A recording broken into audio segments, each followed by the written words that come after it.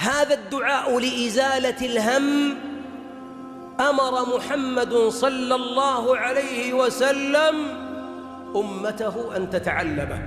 علمه أمته ما هو؟ اللهم أنت ربي، اللهم إني عبدك ابن عبدك ابن أمتك، ماض في حكمك، عدل في قضاؤك، أسألك بكل اسم هو لك سميت به نفسك أو أنزلته في كتابك أو علمته أحدا من خلقك أو استأثرت به في علم الغيب عندك أن تجعل القرآن العظيم ربيع قلبي، نور صدري، جلاء غمي أو همي وذهاب غمي، وكل هذا جائز.